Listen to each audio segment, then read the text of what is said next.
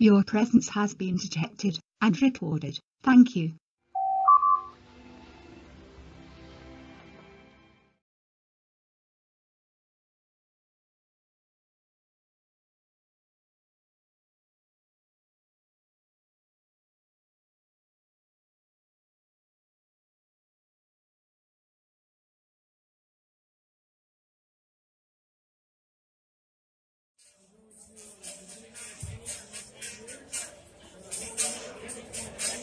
Do you mind if I ask you a question? Oh yeah, go for it. Do you think it's odd that the press now has to wear protective gear in the United States? Yeah, it's definitely unusual, and I don't think it's good. Now, were you expecting violence today, or were you just taking precautions? No, actually, like the last time the 3%ers had a rally here, like there was a little bit of scuffles with like some Proud Boys and some other kids. Are you talking about UW? No, like at City Hall. Oh, okay. Yeah, and like other than that, like the cops basically just kept everybody apart from each other, and there wasn't a lot. But like if somebody throws a bottle, like throw a rock, it's hard to protect. So like Yeah, exactly. I know. I've been. yeah, It doesn't happen that much here, but it does happen in other places like Portland and Berkeley. I've been to both and I've seen it. yeah. It's crazy. Yeah, I've covered Portland. Portland's definitely a lot more raucous. There's a lot more physical interaction between protesters. The police seem to want to use like flashbangs a lot more faster than police out here do. Well, they tend not to get so close here. There's a big difference between the way these protesters act and the ones down there. I mean, I'm the guy that, I don't know if you saw the video from June 3rd.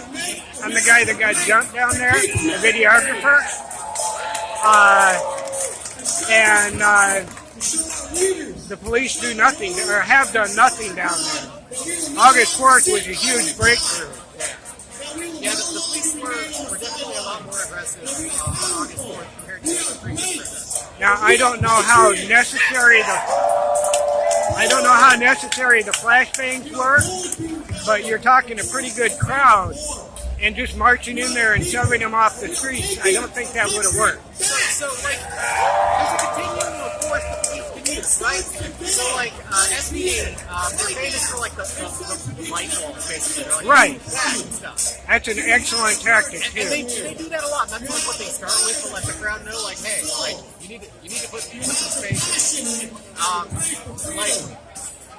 The Portland Police Bureau definitely gave a lot of warnings to the crowd, saying, hey, like, you need to go west. But there wasn't, like, it went from, like, warnings for minutes to basically, like, hey, here's flashbang. I know the police said that, like, somebody threw a rock at them first. I think there's a video, I haven't said it, I can't say for certain that didn't happen, but based on me being there and all the video that I saw, it looked like they used the flashbang first. I did see, I can't say which happened first, but I did see stuff flying through the air. Oh, yeah, like, and I saw, like, as soon as that, like, you start looking around, you see stuff flying towards the guys. Yeah. So, And there were multiple videos, like, I saw that myself, yeah. yeah, and I was going to say something, I just lost it, but like I said, I'm not sure what else could have been done, given the disparity in the size of the group. Yeah, that's sort of the issue. Like, if you compare how many folks Portland Police Bureau had versus the size of the crowd and how many folks that, like, SPD will bring out, SPD will really try to make it so that they can just, you know, wall of cops, like in between city buildings, so like they just can't push through. Were you here for the Women's March? The what? The Women's March in January? Yeah. Were you aware that they wouldn't even let the two groups get close to each other? I didn't realize that there were counter-protesters at the Women's March. Well, the Women's March was there. Patriot Prayer showed up and kind of hung out for a little while. Yeah. And then when they went to depart, police wouldn't let us get within 2 blocks of each other. So, yeah.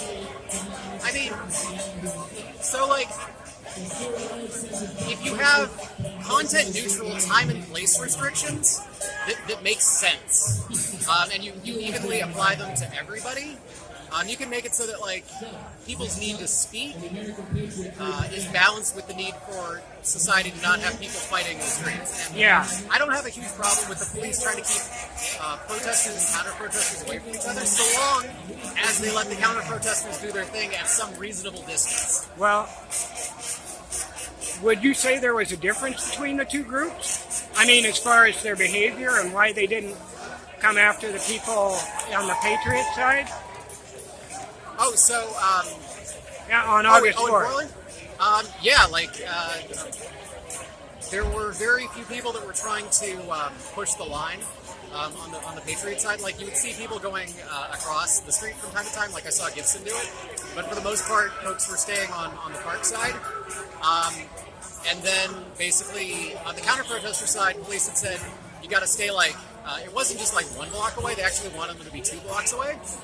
And folks were basically going from the 2 blocks away to the 1 block away. And then they got to the police line at the street. So, I mean, we've seen enough of these around the country that, you know, people may be coming for a fight. Yeah. But, like, you don't start with less lethal stuff. You start with, you know, enough force to let people know, hey, like, we really mean business here. We're the cops. Like, I understand, okay, you got to do what you got to do to, you know, get home at night, but, yeah, I've seen enough protests and seen people that, you know, may want to start something. When they see that the police mean business, that they're organized, that there's a lot of them, that they know how to do their things, a lot of the times, whatever they've got in their hearts is overwhelmed by the fact that the police are doing their jobs. Now, how many protests have you been to, would you say? In the last, since Trump's been in office? Oh, since Trump's been in office, probably about 8, 10, something like that. Like, over the past decade, I've covered about 90 or so, yeah. Yeah, I've been traveling up and down the coast for the last year and a half. Crazy. Mostly just to get the video. It's pretty insane out there. I mean, Berkeley, Yeah. Salem, Portland, probably 5 cities here in the Northwest, 5 or 6 at least. I think I counted it up once. There were a dozen cities I've been to. I was back in D.C. last September for Mother of All Rally. Yeah. So it's been pretty insane this last year. Yeah. Yeah, for better or for worse, the right definitely seems to have elements that want to get out on the street. It's all so much smaller scale. Like this is like, not to say anything bad about people, like it takes time to organize, it takes years, but like the Revolutionary Communist Party, like they're kind of a fringe group. Yeah. And they can still get, 50, 100 people out pretty reliably. Like, people get better at organizing by doing this stuff, and it all just sort of rolls up on top of each other. But yeah, like you get like a little protest with a few people on the right, and it doesn't take a lot for there to be a lot of counter-protests. I'm actually kind of surprised there aren't more out there, because I remember the last time that like Patriot Presenters were at City Hall, there was like twice the number of counter-protesters out there. But yeah, like... Well, I was here last August yeah. up at Westlake. Yeah. Took us 45 minutes with a police escort to get 4 blocks to our vehicle. Yeah. That was insane. There were huge numbers out Yeah. there. Do you think there's a reason that the right has such a problem? Getting large numbers? Well, I mean, ultimately, there are some folks that want to counter-protest and have their voices heard. There are some folks that want to physically stop folks on the right from speaking. Some of those folks have certain views in terms of, like, some of them may feel like you folks are nationalists, and some may feel that you folks are fascists. And, yeah, that's sort of what gets them all out. But if you have enough people that are willing to cause problems physically, it's hard. It's just hard to provide space for everybody to speak. Right. Yeah, I know prior to the whole Trump thing going on, it was really difficult to find anybody who would go out in the streets with you. I mean, I never really looked, but you didn't hear about right-wing rallies. The Tea Party had a few, but they really weren't all that strong. The rest of the group, Nazis and stuff, which they always call right-wing extremists, not that those are people we want to be hanging around with or associated with, but those are the kind of rallies you had, either the really weak or these violent, disgusting extremist groups. Yeah, it's definitely a big change. Obviously, the numbers are small, but if folks keep doing this, it all just sort of rolls up on each other. Like, people make connections, and people see other people, and they get better at organizing because they're better at organizing, they get better at logistics, they get better at talking to people. Well, the one thing I've found is that right-wingers tend to be really bad when it comes to organization. We're good at standing up for individuals, but I think that's where the problem lies, is because most on the right tend to be more individual rights as opposed to the left's collective ideal. So, it's interesting, right? Like, you have William F. Buckley back in the day, and he does a very new and interesting tactic where he just goes to colleges around the country talking to, mostly left-leaning college folks, does some writing, sells some books and stuff. And that's sort of been the template for folks that get into conservative activism. Mm-hmm. Like, it's all a variation on that. Like, maybe they get a job at, like, a think tank or something. But in general, like, stuff that, like, Ben Shapiro does, for example. Right. It's all he's doing is doing the same stuff that William F. Buckley did. And so, like, there's a need for that in any movement. But you need people that are just going to talk to people on the street, knock on doors, make friends with people on the bus. Like, you have to have people, if you want, like, a mass movement. In other words, a more personalized approach. Right. It's not just about, like, doing something where, hey, we own the libs, and yeah, I'll take my $20,000 check, thank you very much, because I'm a Republican. Yeah. It's about making connections with people. Right. And that's a slow, boring process. Like, if you've ever been to, like, an organizing meeting that, like, lefties do, it's incredibly boring, and there's tons of infighting, and it's just, it's like, it's like owning a condo, like being on, like, a condo homeowners association, but it's like, it's about stuff that's even more boring than that. Oh, man. Yeah. I've been to, when they had the Occupy movement going on back in, 2010, 11? Yeah. I got the opportunity to go to one meeting, and I just couldn't do it anymore. I mean, it was the worst thing I'd ever been to. So, like, it doesn't have to be, you don't have to have all of the things that the left does in order to have a mass movement. But ultimately, if you want to have lots of people on the street, you have to have lots of people that are dealing with the boring stuff and talking to people and making friends and all of that stuff. That's just how that works. Yeah. But yeah, like you can get minutes from, like, student protests in France, the organizers for, like, student protests in France in the late 60s, for example, and you can transport it to any college in America over, past 50 years, and you'd be able to see similar people talking about similar things, having the same stupid arguments. Well, yeah. You've heard of the show Adam 12? Adam 12? Yeah, it was a police show, two guys doing a patrol area. No, I haven't heard of that one. Well, it was 60s, I think, 60s era, black and white. And I went back, I found the first episode they ever did on YouTube. Yeah.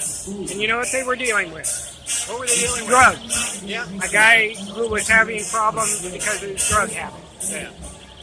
We still have that stuff today. Yeah. It's the same issues, just a different look for everybody. Yeah. And really, for the most part, the TV portrays it the same today as it did back then. Yeah. I mean, I'm hopeful that quote-unquote normie conservatives and normie right-wingers will get together and get organized so that more extreme voices don't take the stage. Like, I don't want a situation where, you know, people think of the right as like, hey, here's just a bunch of thugs that go out to just, you know, try to beat people. Right. Like, ultimately, I don't think that's what most of the country wants. And I'm hopeful that as people on the left and the right get more organized, they get more involved in their communities, they start dealing with the problems of their communities. And those are mostly boring stuff. How do we make it so that we can have jobs in our community? How can we feel popular? Here's one for you. Yeah. Yesterday, I, for the first time in my life, took the initiative to walk out into a homeless encampment. Unfortunately, they're tearing the homeless encampment down. I mean, yes, it's necessary, but some of these people are legitimately there because of issues they can't control. So where do they go? They move on to the next one. And they don't even go that far, right? So No. like when they threw everybody out of the jungle in sort of South Seattle, Right. like a lot of those people just ended up like within a few blocks of where I live. And I mean, like, I'm not even that far from where the jungle was to begin with, and they just sort of spread it out. Like, Oh, yeah. Well, and that's the thing. With homelessness, and the reason I brought this up is because that's the kinds of things that could potentially have, because a lot of people get there through video. You know, I met a lot of people after I got attacked on the 3rd who came out specifically because they saw the videos of what happened on the 3rd down in Portland. Same on the 30th. But if you can go out and get decent quality video showing people on the right actually helping and encouraging homeless folk, helping them get off of drugs, directing them to resources, things like that, that would be huge. And I'd like to see us doing more of that. I mean, not to toot our own horn for good reasons, you know, do it for the right reasons, but do it and get video of it. Because I've always believed if you can't show the world that you're doing good, they don't care. Sadly. You can affect the people that you're helping, but there are other people who need the help, other kinds of help, just as much as these people. So, anyway. I'm Sam Levine. Sam Levine. I'm Carrie. Carrie Hudson. Carrie Hudson? Yeah. Nice to meet you. Nice to meet you. Are you, you spend time over there as well? I did a little bit, like, once I got out here just because, like, at this point, if I go back out there, like, I'm not going to be able to get back in here. Right.